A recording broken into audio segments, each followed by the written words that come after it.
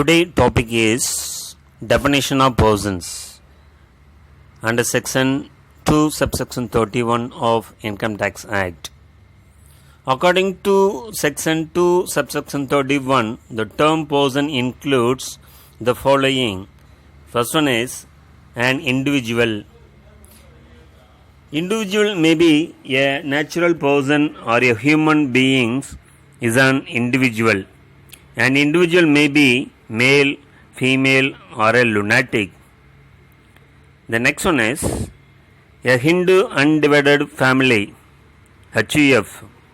The family consists of all the members of the lineally descended from a common ancestor, including their wives and unmarried daughters. Another one is a company. A company is defined as an artificial person created by law with perpetual succession, a common seal, and common stock divided into shares with limited liability. Then person consists of a firm. A firm is a partnership which is defined by the Partnership Act as a relationship between persons who have agreed to share the profits of a business carried on by all or any of them acting for all. These persons are called partners and collectively they are called as firm. The next one is on association of person, AOP.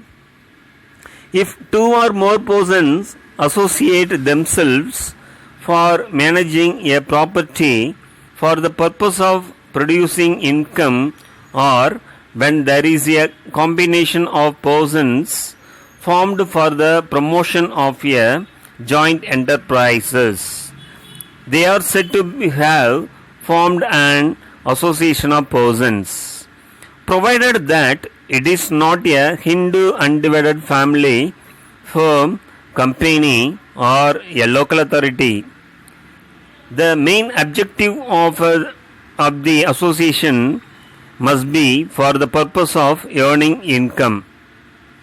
The next one is body of individuals. Body of individuals means group of individual joined who carry on some activity with the objective of earning some income. It would consist of individual alone. Then next one is a local authority. Local authority includes municipality, municipal corporation, district board, panchayat, port trust, etc. The last one is artificial judicial person. Any public corporation brought into existence by a special act of legislature like life insurance corporation, university, etc.